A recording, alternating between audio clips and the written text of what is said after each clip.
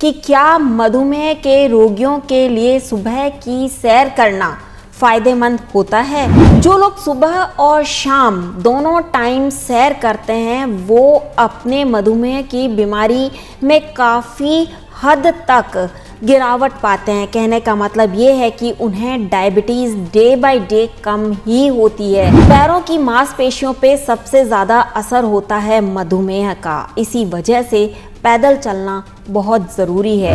एक नए शोध के मुताबिक डॉक्टर्स का ये भी कहना है कि मोनोपॉज यानी कि रजोनिवृत्ति के बाद महिलाओं में कैंसर होने की समस्या भी हो जाती है, उन्हें स्तन कैंसर हो सकता है।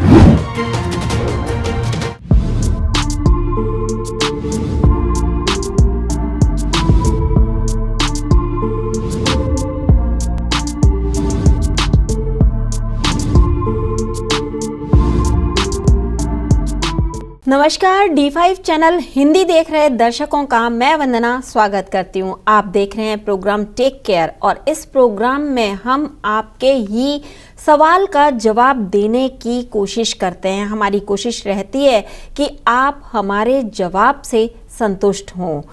आज का हमारा सवाल है कि क्या मधुमेह के रोगियों के लिए सुबह की सैर करना फ़ायदेमंद होता है। इस बात का जवाब देना बहुत ही आसान है क्योंकि मधुमेह के जो रोगी होते हैं उनको 30 मिनट सुबह और 30 मिनट शाम सैर करना बहुत ज़रूरी होता है। सैर करने के और भी बहुत से फ़ायदे होते हैं। टहलने से जो लोग होते हैं वो स्वस्थ और फिट तो रहते ही हैं, लेकिन कई लोग इसके लिए एक्सरसाइज करने के लिए जिम भी जाते हैं और जिम जाने के साथ साथ योगा भी करते हैं। मगर जितने भी आज तक डॉक्टर्स वगैरह हुए हैं उन्होंने कहा है कि टहलना ज़्यादा फ़ायदेमंद साबित होता है बुज़ुर्गों के लिए ख़ास तौर पर, क्योंकि टहलने से उनको एक तो ताज़ी हवा मिलती है और उनका मन प्रसन्न रहता है। इसलिए सुबह और शाम का टहलना बहुत ही ज़रूरी है। इससे मधुमेह की बीमारी 2 गुना तक कम हो सकती है। जो लोग सुबह और शाम दोनों टाइम सैर करते हैं वो अपने मधुमेह की बीमारी में काफ़ी हद तक गिरावट पाते हैं। कहने का मतलब ये है कि उन्हें डायबिटीज़ डे बाय डे कम ही होती है, बढ़ती नहीं है। साथ में उन्हें अपने आहार यानी कि खान पान का भी ध्यान रखना होगा, तभी आप इस बीमारी से काफ़ी हद तक छुटकारा पा सकते हैं। अगर आप डाइट चार्ट पूरी तरह से फॉलो करते हैं और साथ ही साथ आप टहलते भी हैं, व्यायाम भी करते हैं, सारी बातों को अपनाते हैं तो आप मधुमेह से बच सकते हैं। जो प्री डायबिटिक लोग हैं अगर वो सुबह का टहलना शुरू कर दें, योगा शुरू कर दें, एक्सरसाइज शुरू कर दें तो वो डायबिटीज़ होने से बच सकते हैं। इससे क्या होता है कि आपका जो इंसुलिन स्तर होता है वो कम हो जाता है और इंसुलिन स्तर कम होने पे मधुमेह अपने आप या तो कम हो जाता है या धीरे धीरे ख़त्म होने लगता है। बढ़ती उम्र में पैदल चलना बहुत ही अच्छा माना जाता है क्योंकि इससे मांसपेशियों का व्यायाम बहुत ज़्यादा अच्छा होता है। हाथ पैर चलते रहते हैं, हाथ पैर सक्रिय रहते हैं, वरना हाथ पैर जुड़ने की संभावना बढ़ जाती है। लोगों से काम नहीं होता है और वो एक तरह से खाट पर या बिस्तर पर आ जाते हैं। तो अगर आप 1 मील भी या 2 मील पैदल चल लेते हैं तो इसका मतलब ये है कि आप अपनी मधुमेह की बीमारी को बहुत ज़्यादा कम कर रहे हैं। ये करना आपके लिए बहुत ज़रूरी है और ख़ास तौर से बढ़ती उम्र में मांसपेशियां कमज़ोर होने लगती हैं। चलने से आपके पैरों को ताकत मिलती है। पैरों की मांसपेशियों पे सबसे ज़्यादा असर होता है मधुमेह का, इसी वजह से पैदल चलना बहुत ज़रूरी है और कम से कम 1 मील या फिर 30 मिनट सुबह और 30 मिनट शाम को पैदल चलना बहुत ज़रूरी है। चलने से आपकी मांसपेशियां तो अच्छी होती ही हैं, मजबूत होती ही हैं, साथ ही साथ आपके शरीर में जो ऑक्सीजन लेवल है वो पूरा रहता है।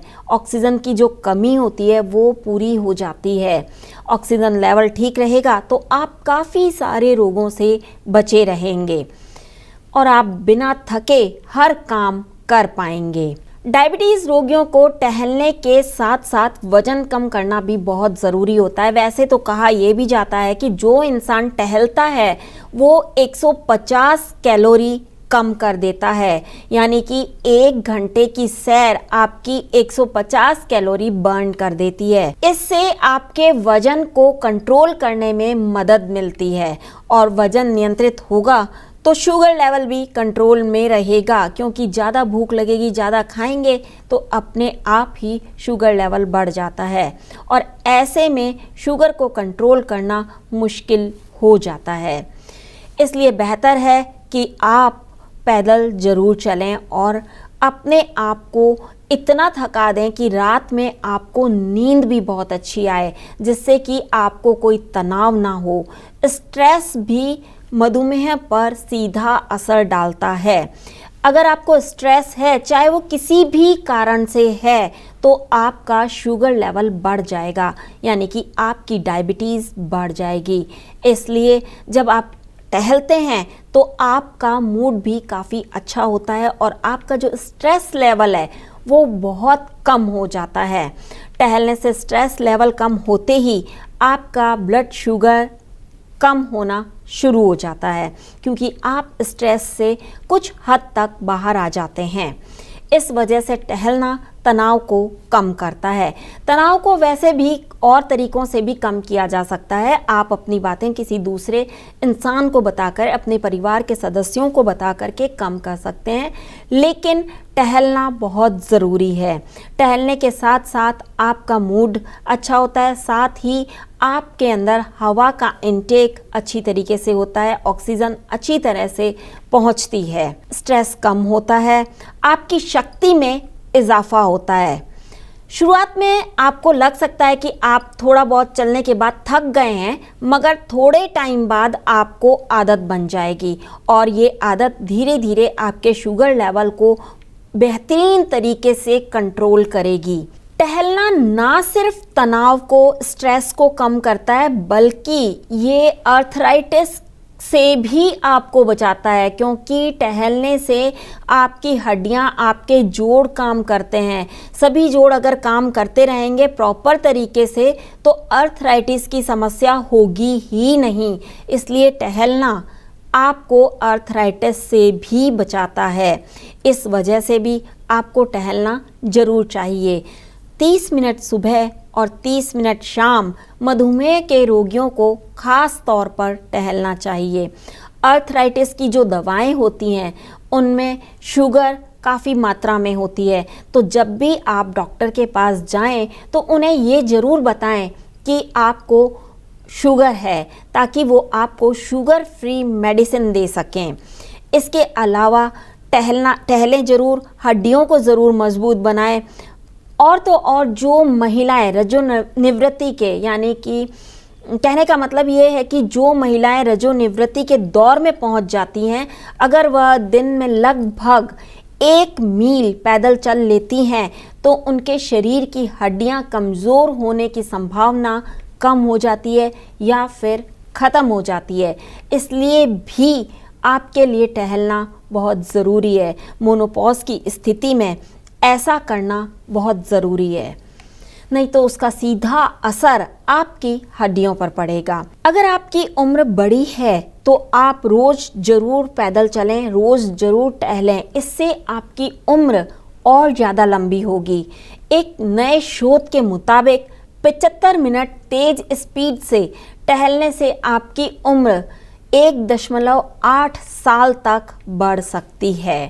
कहने का मतलब ये है कि टहलना आपकी उम्र को लंबा करता है, कई बीमारियों से आपको बचाता है, साथ ही साथ आपकी हड्डियों को मजबूत बनाता है, आपके शरीर में ऑक्सीजन की कमी को पूरा करता है। इसलिए टहलना बहुत ज़रूरी है। केवल 75 मिनट तेज गति से टहले तो ये आसानी से आपकी उम्र को लंबा कर सकता है। एक नए शोध के मुताबिक डॉक्टर्स का ये भी कहना है कि मोनोपॉज यानी कि रजोनिवृत्ति के बाद महिलाओं में कैंसर होने की समस्या भी हो जाती है, उन्हें स्तन कैंसर हो सकता है। तो ऐसे में टहलना उन्हें स्तन कैंसर होने से भी बचाता है। तो टहलने के बहुत सारे फ़ायदे हैं, जिसमें से एक फ़ायदा महिलाओं के लिए ख़ास तौर पर ये भी है, मोनोपॉज के टाइम आप ज़रूर टहलें। कम से कम 1 मील आपको ज़रूर टहलना है, और वैसे दिन में 2 बार टहलें तो ज़्यादा अच्छा होगा। मानसिक स्वास्थ्य आपका सही रहेगा, याददाश्त आपकी अच्छी रहेगी।